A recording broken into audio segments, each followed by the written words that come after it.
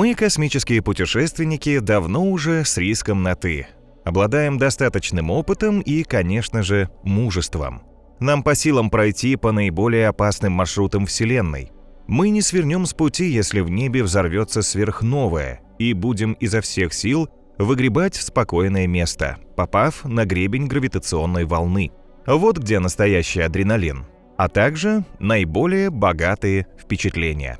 Так что пакуем чемоданы, не забыв самые прочные космические скафандры и другие вещи, необходимые для безопасности. Нас ждут древние небесные призраки, космические лабиринты, из которых нет выхода, и злые монстры, штампующие во Вселенной голограммы галактик. Звучит как сказка, но ученые говорят, что в реальности такое тоже возможно.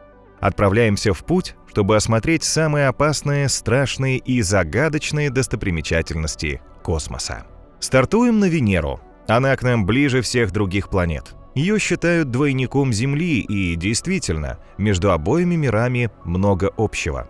Представьте, что мы разрезали Венеру и Землю пополам от полюса к полюсу. Если затем соединить половинку одной с половинкой другой, они почти сошлись бы по размеру. Венера в поперечнике равна 12104 километрам, а Земля – 12756 километрам. В центре обеих планет расположено железное ядро, окруженное мантией из раскаленных пород и тонкой корой. Сквозь ее разрывы прорывается магма, происходит извержение вулканов. Наверное, из-за схожести с Землей этот мир всегда манил нас к себе. И в СССР в 1961 году запустили первый в мире зонд на Венеру.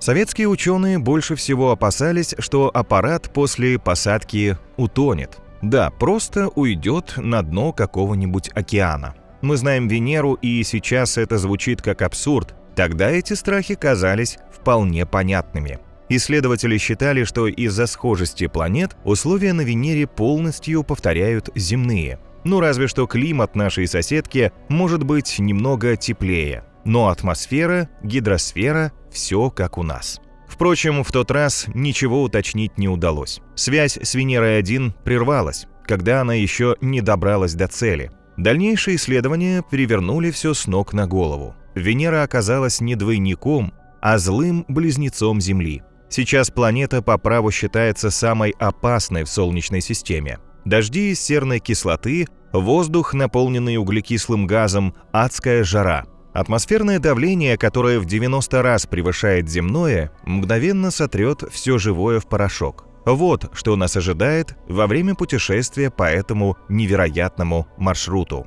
Зонд Parker Solar Probe НАСА показал все это, сделав реальные снимки Венеры в видимом свете, а также в ближнем инфракрасном диапазоне. Люди увидели слабое свечение поверхности планеты, очертания ее континентальных регионов, равнин и плато, и даже невероятное сияние ореола кислорода в атмосфере. Также аппарат сумел рассмотреть поверхность планеты сквозь плотную пелену ее атмосферы.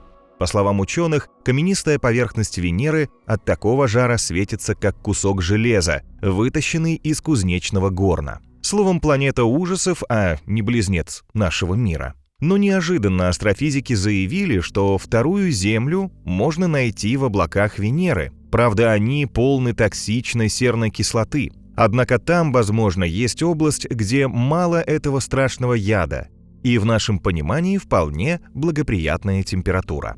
Юпитер тоже облачное царство. Его туманные покровы скрывают множество достопримечательностей и возможностей для экстремальных развлечений. Однако, чтобы до них добраться, нужно сильно рискнуть. И мы, конечно, это сделаем. Но сначала вспомним несколько полезных вещей, которые мы знаем о газовом гиганте. Они пригодятся нам во время путешествия. Давно известно, что Юпитер по сравнению с соседями по Солнечной системе чудовищно велик. Масса газового гиганта в 2,47 раза превышает общую массу всех планет и в 317,8 раз массу Земли. По размерам Юпитер вообще в 1000 раз больше нашей планеты. Если сравнить его с пассажирским воздушным шаром, то Земля покажется рядом с ним мячиком для гольфа. Снимки космического аппарата Юнона отчетливо показали многочисленные яркие белые пятна и полосы на его поверхности. Они представляют собой очень высокие облачные вершины невероятных штормов газового гиганта. Бури состоят из особо плотных облаков и отражают много солнечного света. Юпитер вообще считается самым беспокойным миром в Солнечной системе. И, конечно, в этом лидирует его основная достопримечательность – большое красное пятно. Это суперураган, равного которому нет в Солнечной системе. Буря кружит на Юпитере с безумной скоростью, достигающей более 800 км в час. Уникальный ураган подкинул астрономам множество загадок. Почему, например, он длится рекордное для Солнечной системы время и никак не утихает? Ученые высказали предположение, что всему виной оболочка Юпитера.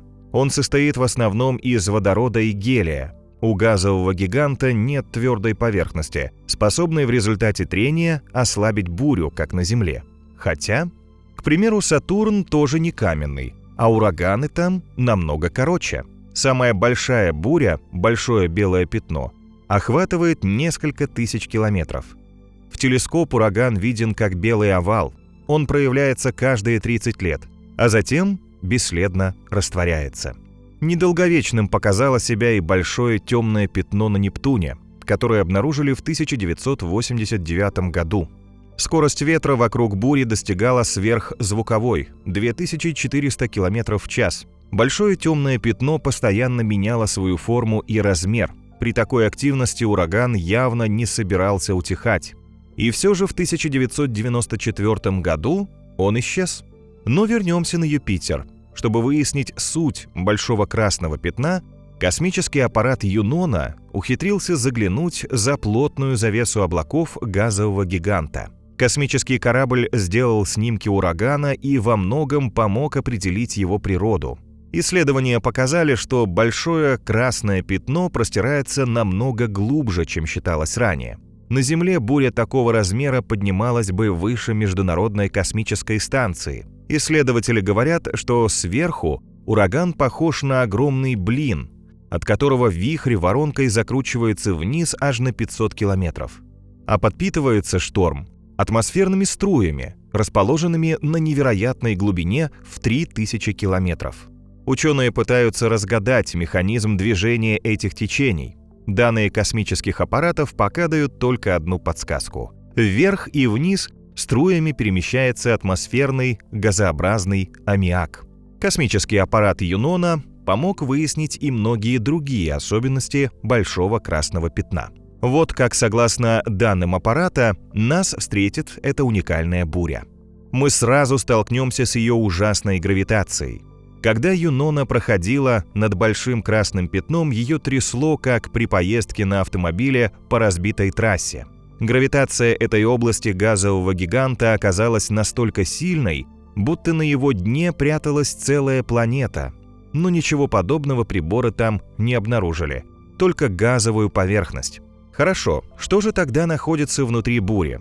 Чтобы это узнать, нам придется прокатиться на немыслимых температурных горках. Сначала заледенеть при температуре 137 градусов Цельсия, а затем прожариться в раскаленной до 227 градусов печи.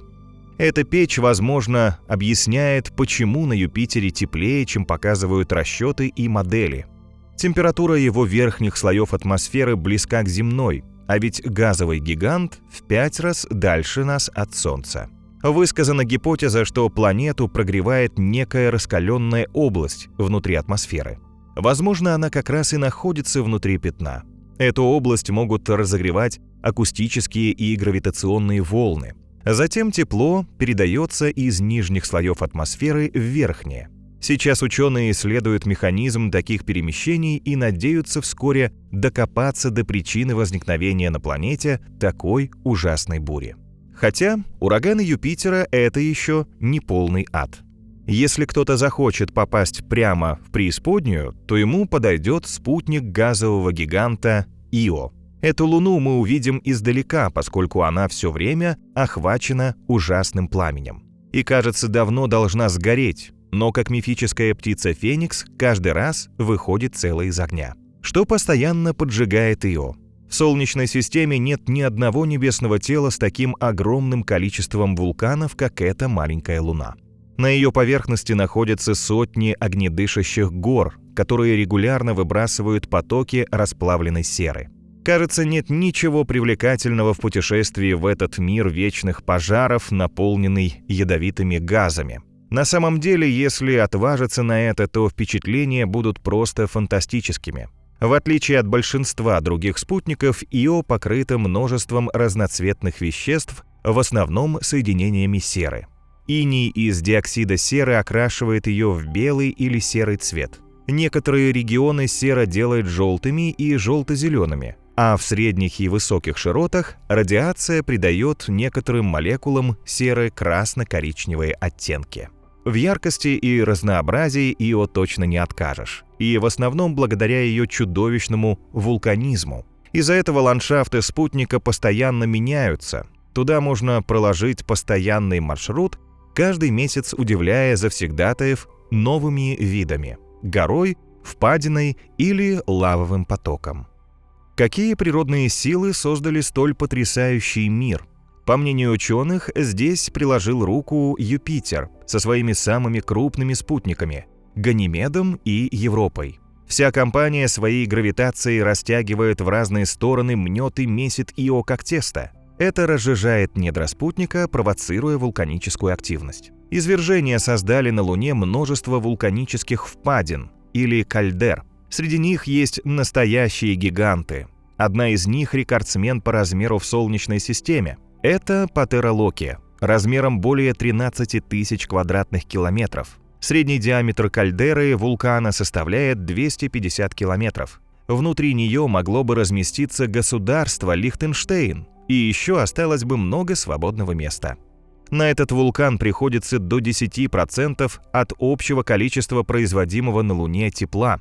А если каким-то чудом нам удастся опуститься внутрь огромной Патеры, то мы увидим невероятные вулканические озера с волнистой зыбкой поверхностью. Еще более фантастические виды открывает Патера Пеле. Из нее бьет гигантский фонтан расплавленной породы высотой 300 километров. Причем это происходит минимум с 1979 года, когда поток впервые увидел космический аппарат Voyager 1. Поднявшись в воздух, большая часть материала падает обратно на поверхность Ио. Он формирует сияющее красное кольцо вокруг вулкана, диаметром 1200 километров. Яркое, хотя и очень опасное место.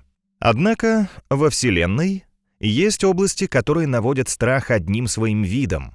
Мысль об их посещении леденит кровь. Но мы наберемся отваги и посмотрим на этот хоррор. Если брать планеты Солнечной системы, то есть одно место, которое, наверное, можно назвать наиболее жутким. Оно расположено на Марсе. При подлете к планете мы заметим искаженное ужасом человеческое лицо, будто кто-то в агонии смотрит в космос с последней отчаянной надеждой на помощь. Таким показал один из пейзажей Красной планеты аппарат «Викинг-1» в 1976 году. В дальнейшем ученые нашли еще одну фотографию, на которой то же лицо видно уже с другого ракурса. Только в 2001 году космический аппарат Mars Global Surveyor сделал новый снимок с большим разрешением, и с этой мистической историей все стало ясно.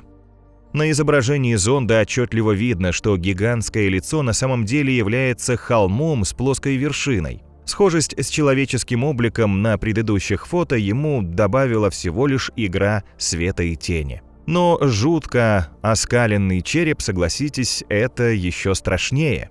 И однажды в космосе мы можем на такой наткнуться.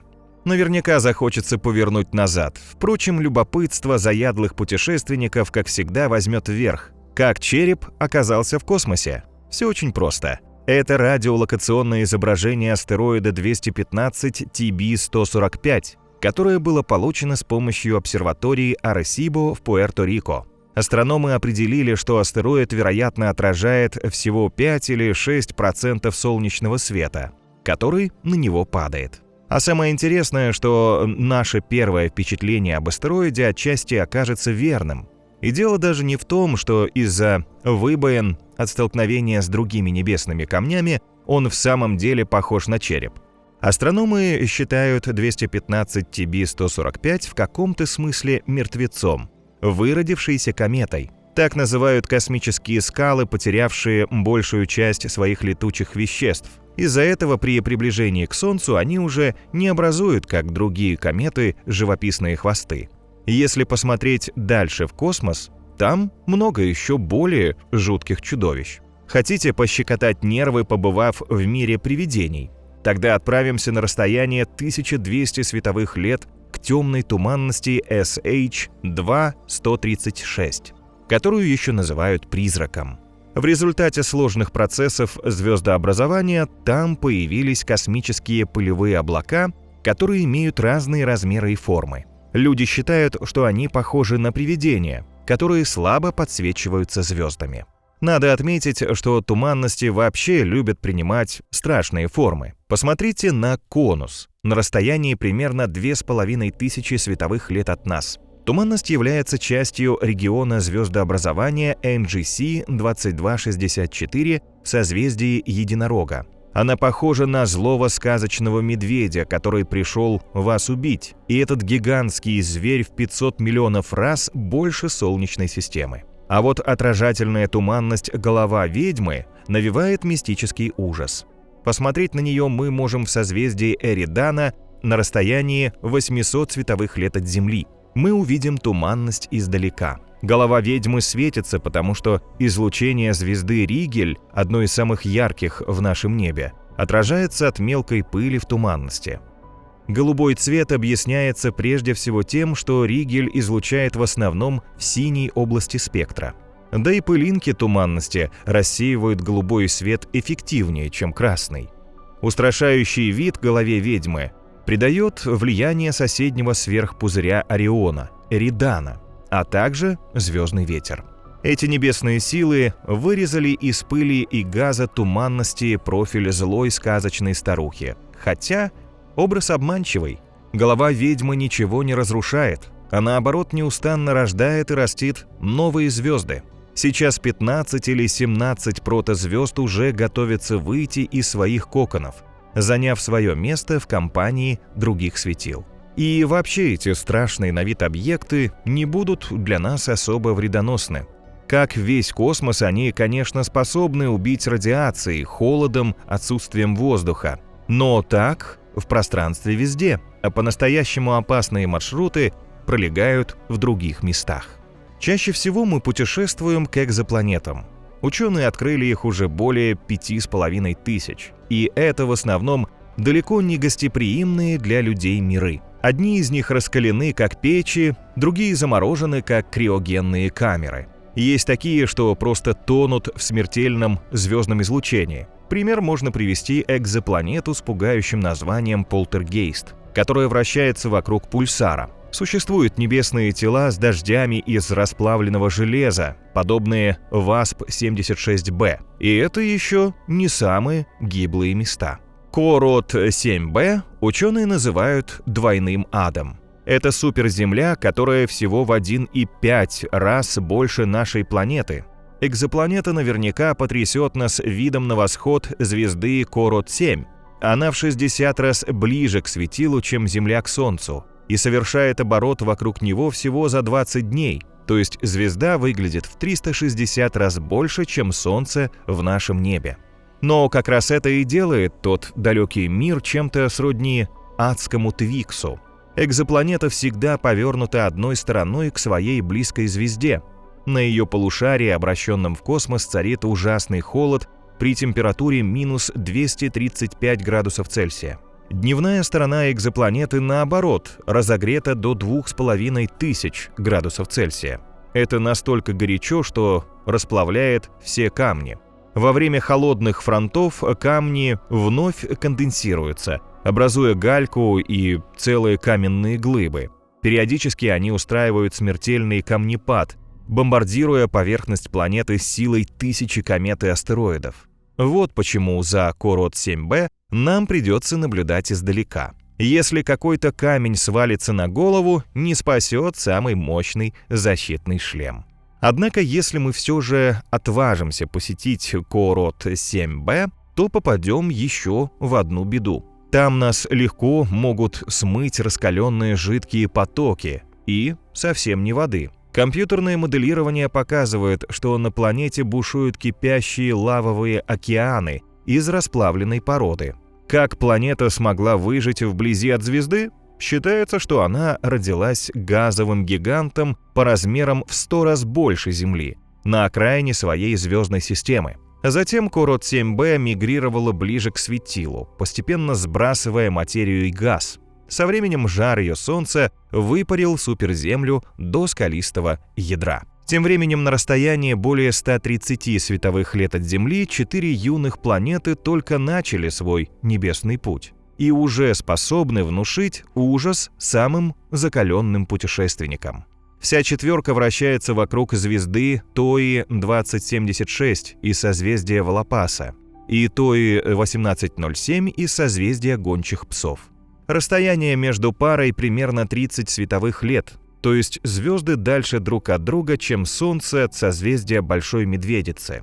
Однако Тои-2076 и Тои-1807, как выяснилось, путешествуют в космосе в одном направлении. Видимо, они рождены из одного газового облака. Обе относятся к оранжевым карликам и очень молодые. Неудивительно, что юная пара часто очень ярко вспыхивает в небе. И этим она создает для своих экзопланет по-настоящему кошмарную жизнь. Вокруг Тои-2076 вращается 3 мини-Нептуна. Ближняя к звезде, Тои-2076b, примерно в 3 раза больше Земли и совершает оборот по орбите каждые 10 дней. Это полностью обугленный радиацией светила мир. Экзопланета получает в 400 раз больше ультрафиолетового излучения от красного карлика, чем Земля от Солнца. Каждый из внешних миров, Тои-2076c и d, примерно в 4 раза превосходят по размерам нашу планету. Период их вращения вокруг звезды составляет около 17 дней. Все планеты по возрасту тинейджеры, то есть они далеко не новорожденные, хотя еще не взрослые. Самый юный мир обнаружен возле второй звезды, Тои-1807. Единственная планета в системе Тои-1807b почти в 2 раза больше Земли. Она на огромной скорости мчится вокруг своего оранжевого карлика. Планету разгоняет до невероятных скоростей близость к звезде, до которой всего 1 миллион 263 тысячи километров. Это поднимает на ее поверхности ужасные бури. Каждого, кто ступит на планету, безумные ветры тут же собьют с ног, а затем будут нести по ее поверхности, пока не разнесут в клочья. И если даже затормозить с помощью какого-то суперустройства, все равно от ужасов планеты не спастись. Она получает от своего оранжевого карлика в 22 тысячи раза больше ультрафиолетового излучения, чем Земля от Солнца. Такую бешеную радиацию невозможно представить. Так что мы сократим маршрут до безопасного расстояния от этого кошмарного объекта. Правда, защитить от воздействия радиации экзопланету может толстая атмосфера и каменистая масса. Но и тогда Тои-1807b не станет комфортным туристическим направлением. Ее поверхность в этом случае будут покрывать океаны или озера расплавленной лавы. Да, это мир явно для самых отчаянных экстремалов. Но на следующей нашей остановке станет еще горячее. Мы отправимся на Кеплер-10b из созвездия Дракона. Планета вращается на расстоянии 564 световых лет от Земли, вокруг старого желтого карлика Кеплер-10. Радиус Кеплер-10b всего в 1,4 раза больше земного. Зато по массе этот мир аж в 4,5 раза превышает наш. Ученые склоняются к версии, что Кеплер-10b не всегда была такой, как сейчас. Это останки умершего газового гиганта, от которого сохранилось лишь железное обугленное ядро. Не планета, а раскаленная космическая гантель. Она встретит нас тяжелыми и опасными для жизни сюрпризами. Сначала мы столкнемся с невероятным ускорением свободного падения, которое в 2 раза больше земного. Никто, даже самый тренированный космонавт, не сможет такую тяжесть перенести. Если же, предположим, спуститься вниз в специальном облегчающем скафандре, то легче не станет. Тут как раз начнется настоящая жара. Кеплер-10 находится в 20 раз ближе к родительской звезде, чем Меркурий к Солнцу. Желтый карлик постоянно удерживает Кеплер-10b одной стороной к себе и раскаляет более чем до 1500 градусов Цельсия. При такой температуре все металлы пребывают в жидком состоянии. Там, скорее всего, находятся целые океаны кипящего расплавленного железа. Да. Этот мир не порадует любителей поплавать в каком-нибудь водоеме. Еще экзопланета может содержать химически активную атмосферу, которая образует облака. Тогда из-за воздействия сильной гравитации звезды, высокой температуры и огромного количества железа ее непрерывно атакуют молнии. Их количество, по расчетам астрономов, достигает миллиарда каждую секунду. Представляете этот ад? Вряд ли. На Земле, к счастью, нет ничего подобного. Нашу планету озаряет лишь 50 молний в секунду. Какая сила превратила Кеплер-10b в аналог ада? Скорее всего, здесь виноваты извержения вулканов, которые плотной сетью покрывают планету. Из-за этого ее атмосфера очень сильно наэлектризована, что способствует образованию аномального количества молний. Звезды еще более яркие небесные обитатели и намного опасней планет. В их недрах протекают термоядерные реакции, которые повышают риски различных катастроф. Какие маршруты ведут к самым неспокойным светилам?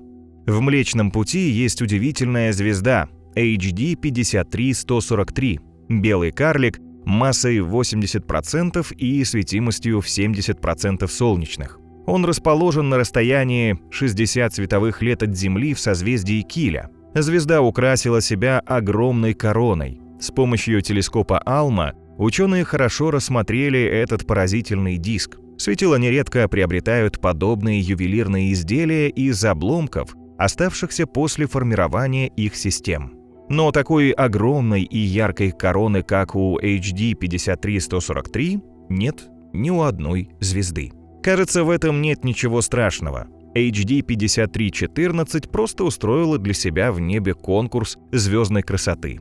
Невинное развлечение. На самом деле это не так. Все булыжники, которые составляют ее корону, при движении постоянно сталкиваются между собой и измельчаются от ударов в пыль.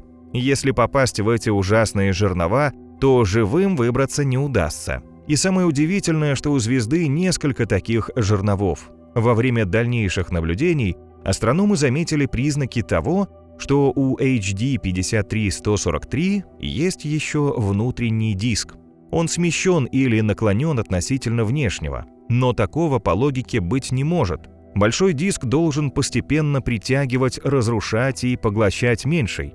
Правда, если в системе прячется какой-то массивный объект, его гравитация может позволить дискам сохранять дистанцию. Это должна быть как минимум крупная экзопланета. Чтобы проверить данную теорию, астрономам придется, образно говоря, засучить рукава и как следует покопаться в пыли вокруг HD 53143. Если планета действительно скрывается в плотном облаке вокруг звезды, то есть большие шансы ее найти. В отличие от молодой HD 53143, звезда 5 Нуа из созвездия Гидра заканчивает свой жизненный путь. Но, видимо, не в ее характере тихо и незаметно угасать. Она решила по-звездному блеснуть своей кончиной. Умирающее Солнце устроило в небе удивительное шоу с вращением дымовых колец и фейерверками из потоков плазмы. Это невероятно опасное зрелище, но подарит незабываемые эмоции. Рискнем посмотреть? Тогда отправимся на расстояние 1300 световых лет от Земли. Мы увидим красного гиганта, который когда-то был звездой типа Солнца. Более 90% звезд солнечной массы в процессе эволюции идут по такому пути. Но в предсмертной агонии выбрасывает газовые кольца, подобные кругам из дыма. Причем каждые несколько сотен лет вокруг этой богатой углеродом звезды появляется новое кольцо. Затем со временем оно продолжает медленно расширяться. Эти структуры, которым примерно 2100 лет, долго скрывались от ученых за толстой завесой пыли вокруг звезды. И только в начале 2022 года с помощью телескопа ALMA ученые рассмотрели 6 газовых колец. И заодно разыскали кое-что покруче. Это потрясающие газовые пузыри в виде песочных часов. Потоки плазмы подхватывает космический ветер, который дует в 2 противоположных направлениях. Буря достигает безумной скорости до 800 тысяч км в час и придает струям газа такую необычную форму. Крупные выбросы происходят примерно каждые 8 лет. Лучше не попадаться на их пути. Раскаленная плазма способна уничтожить все вокруг. Но мы постараемся проскользнуть между ее струями и досмотреть шоу звезды до конца. А ученые пока выясняют, откуда черпает столько силы светило в конце своего жизненного пути. Возможно, здесь замешан ужасный космический вампир, рядом может вращаться невидимая звезда-компаньон. Это недобрая соседка. Она высасывает оболочку, пользуясь ее агонией. Часть газа попадает в космос и образует удивительную структуру в форме песочных часов. И все же потоки плазмы далеко не самые мощные события, на которые способны звезды. Они порой взрываются в небе, и вскоре мы сможем на такую катастрофу посмотреть, где пройдет наш маршрут. Есть тип звезд, которые взрываются новыми, и одно из них вот-вот станет светило из созвездия Северной Короны, находящееся в 915 световых годах от Земли. Это Т Северной Короны, которая вскоре будет в нашем небе такой же яркой, как полярная звезда. Новыми называют светила, вспыхивающие с определенной регулярностью, а не только один раз в конце своей жизни. События происходят в двойных звездных системах. Одна из них – углеродно-кислородный белый карлик, который крадет материю у своего компаньона – красного гиганта. В конце концов, белый карлик накапливает слишком много водорода. Давление и температуры на нем поднимаются.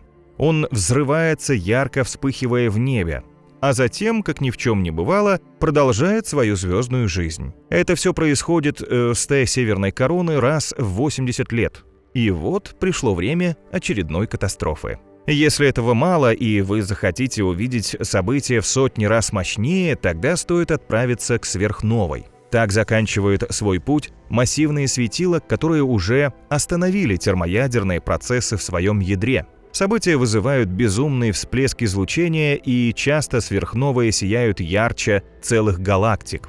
Недавно космический телескоп Джеймс Уэбб обнаружил самую старую и отдаленную сверхновую. Она вспыхнула, когда Вселенной было всего 1,8 миллиарда лет. Древняя сверхновая была найдена среди 80 других на небольшом участке неба, который по размеру равен ширине рисового зернышка на расстоянии вытянутой руки. Катастрофа оказалась самой мощной из всех, что знают астрономы. На своем пике взрыв был в 200 раз сильнее обычного. Своим сиянием сверхновая в 570 миллиардов раз превзошла Солнце. Хорошо, что мы не оказались на ее пути, ведь нельзя противостоять столь колоссальному энергетическому всплеску. Впрочем, даже сейчас этот маршрут очень опасен. Сверхновая до сих пор излучает огромный поток энергии.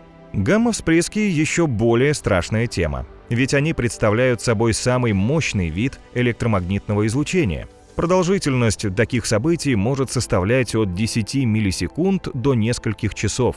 За это время в среднем в космосе выплескивается столько энергии, сколько Солнце генерирует за 10 миллиардов лет. Когда мы отправимся по такому маршруту, нужно принять особые меры предосторожности.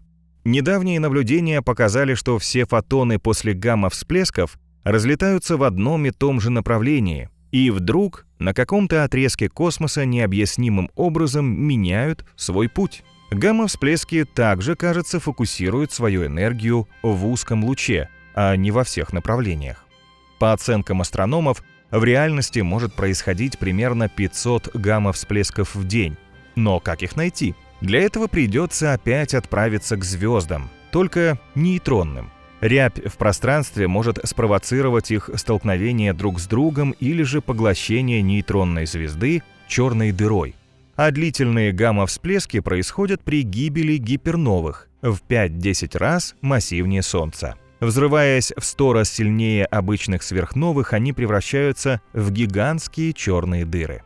Эти монстры не зря пользуются дурной славой. К черным дырам пролегают самые опасные маршруты во Вселенной. Их агрессивный характер подтверждает видео НАСА с ужасными подробностями обеда одного из гигантов. Дыра в 6 миллионов раз тяжелее Солнца, разорвала на куски и поглотила звезду. Все произошло в созвездии Летучей Рыбы, на расстоянии 375 миллионов световых лет от Солнечной системы. Сама эта черная дыра, как и остальные, просто темный конус, в который проваливается вся материя во время пиршества.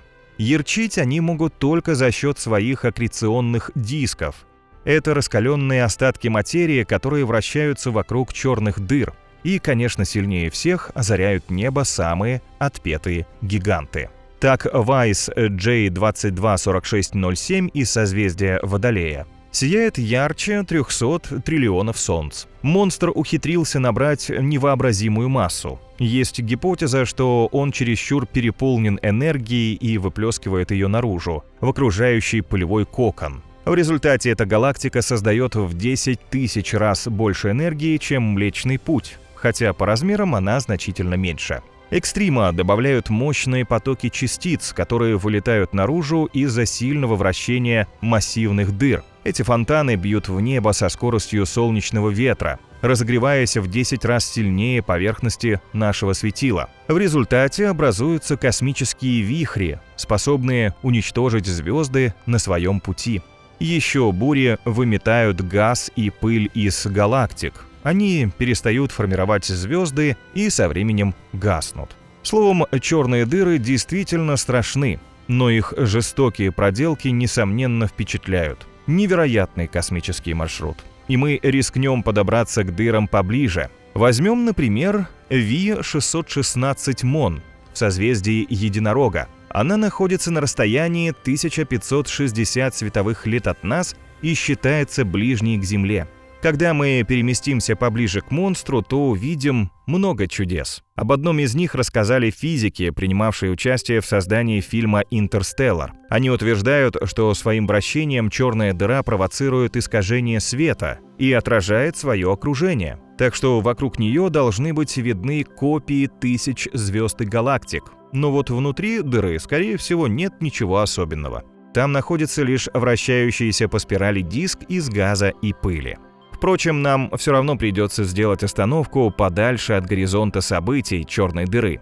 Это область, где от гравитации монстра уже не спастись. Попасть туда значит превратиться в обед черной дыры. Сначала она растянет вас как спагетти, затем разорвет на части и проглотит. Как раз сейчас подобное пиршество происходит в спиральной галактике с перемычкой NGC 3799 на расстоянии 160 миллионов световых лет от нас. Черная дыра массой в миллион солнечных превратила в спагетти одну из ближних звезд, и теперь еще тепленьким кусок за куском поглощает этот деликатес. Зрелище яркое, но страшное. Однако вселенская ось зла звучит еще более запредельно.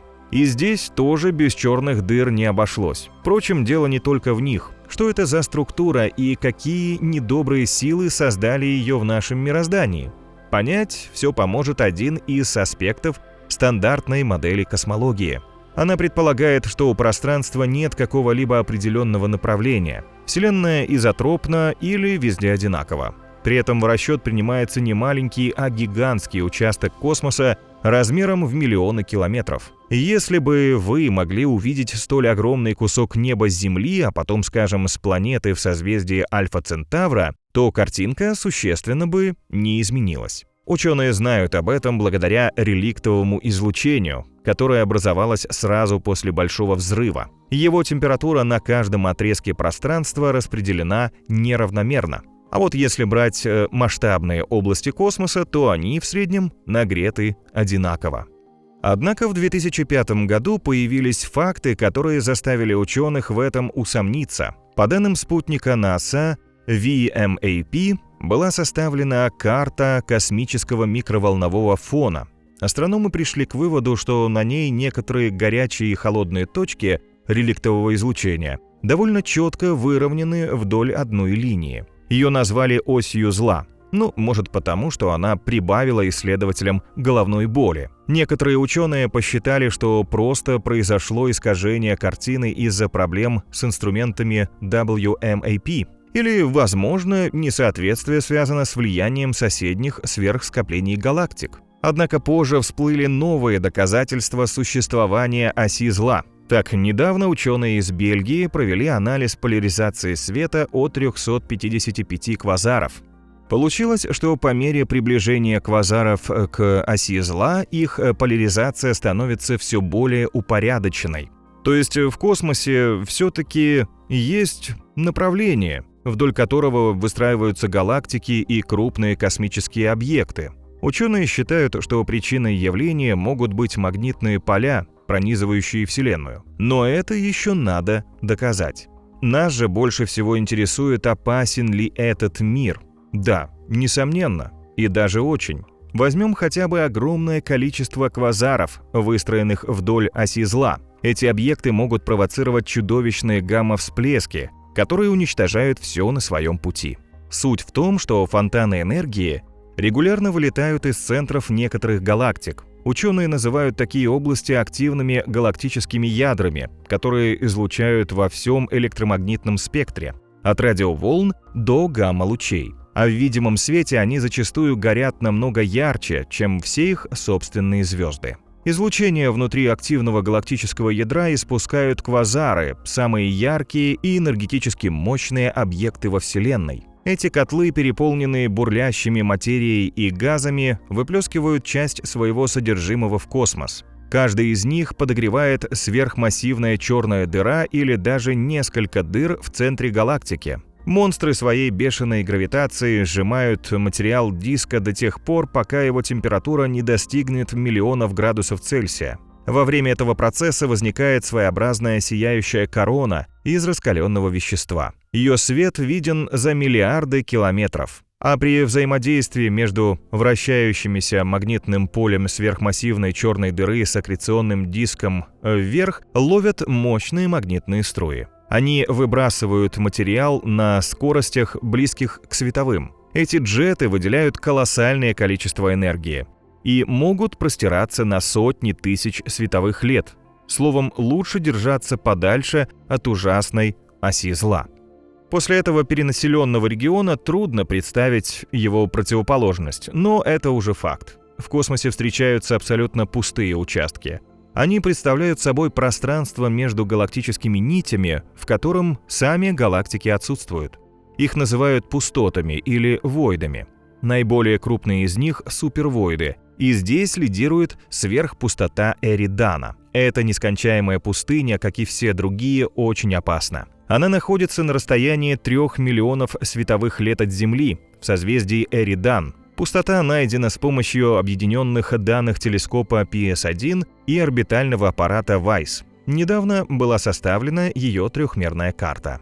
На карте видно, что космическая прореха обладает просто фантастическим размером, раскинувшись в пространстве на 1,8 миллиарда световых лет. По сравнению с этой необъятной областью неба, Млечный Путь кажется просто маленькой точкой. Его оценивают всего лишь в 100 тысяч световых лет. Значит, область Эридана может вместить 18 тысяч таких галактик, как наша. Сверхпустота отличается необычайно низким микроволновым излучением. Еще она очень холодная. За это ученые называют ее реликтовым холодным пятном. Пятно также считается самым темным местом во Вселенной. В нем нет звезд и галактик. Ни один лучик света не озаряет его бездонные глубины. Если человек каким-то образом попадет в такую пропасть, он перестанет видеть, слышать и что-то ощущать. Сверхпустота станет настоящей ловушкой для путешественников по Вселенной. Найти выход из бесконечного ничего они не смогут.